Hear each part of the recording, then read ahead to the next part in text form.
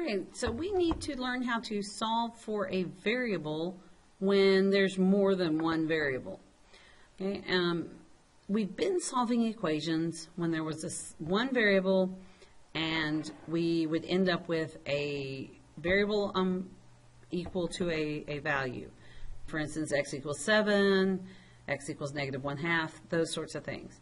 Now it's a little different. As you'll notice here in this first problem, we have ax plus r equals 7, and they said solve for the variable indicated, so solve for r. Okay, so r is the variable we want to get by itself. So I have to look and see, well, what's around this r so that it's not by itself, and the only thing that's showing up is this ax. And it's a positive ax, so if I subtract that ax, then I have 0 here, which means I'm just left with r. But it's still an equation, right? So we still have the two different signs, so we're going to have to subtract ax from the other side. So here we have 0 plus r, which is r, equals, now I have 7 minus ax.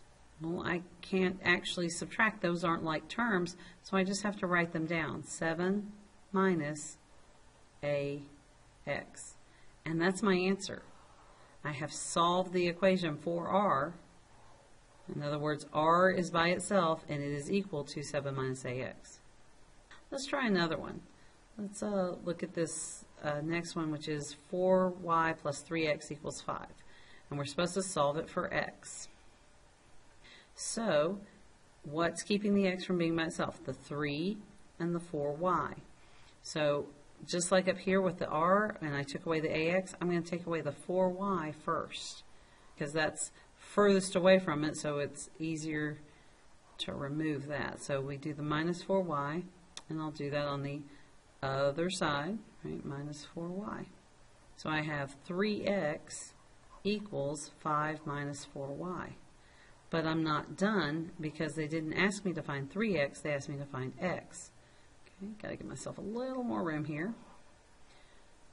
Move those on down. Okay, so this 3 needs to go. 3x means 3 times x, so to undo that, we do the inverse of multiplication, which is division. So we divide everything by 3. Every term gets divided by 3. Now that's a little different than we've done before, because before when we would divide we only had one term over here, so we were only dividing 1. Now we have 2 terms, so we have to divide both of them.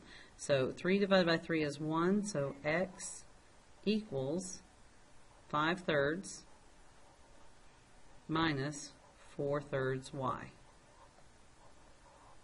And that's how we'd write that answer. That's it. Let's try another one. 3x minus 7y equals 2 for y. So this time we're trying to get y by itself. So here's my y. So I'm going to remove everything else that's around it. This 3x, it's a plus 3x, so we'll subtract 3x. And what I do to one side, I do to the other. So I subtract the 3x. So now I have negative 7y equals 2 minus 3x. Alright, now this is negative 7 times y, so to undo it, right, I do the inverse, which is to divide by negative 7, and I divide both of these terms by negative 7. So we know that y equals, okay, 2 divided by negative 7 is just negative 2/7. Negative 3x divided by negative 7 would be positive 3/7 x. And that'd be my answer, because I've solved for y. Y is by itself. Okay, let's try another one. 5a minus 3b equals b minus 1 for b. So my job here is to get b by itself. Well, I quickly notice that I've got a b here on the right and a b term here on the left. So I need to get them into one spot. My choice, which side would I like it to be on? I'm going to go to the left because that just seems like something I would do, is go to the left. There's no real rhyme or reason there. I just like to do that. We're going to subtract this b so that that zeros. And now I'll do it on the other side of the equal sign. So I have 5a minus 4b equals negative 1. So now this a term needs to go away because I'm trying to get just b. So I'll take away 5a, and I do minus 5a. So now I have negative 4b equals negative 1 minus 5a. Okay. Last step, got to divide by negative 4 because it's multiplying.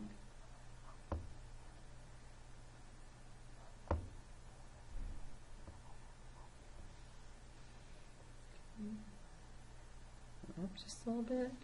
All right, so as I simplify, that's 1, so I just have b equals a negative divided by a negative is positive. 1 divided by 4 is just 1/4. Okay. A negative divided by a negative is positive. 5 divided by 4 is 5/4. And then we write down the a. And that is my answer. I've got one more example, and then you're going to work on your worksheet. We'll go back to black. All right, so we're solving for f. So I notice f is only here. So it's already in one spot. So then I know that this negative e needs to go. So it's negative, so I'm going to add e to it. And then I look over here on the right-hand side, and there's an e, so I'm going to add that e to the other. Okay, so I get 6f equals 4e plus 1.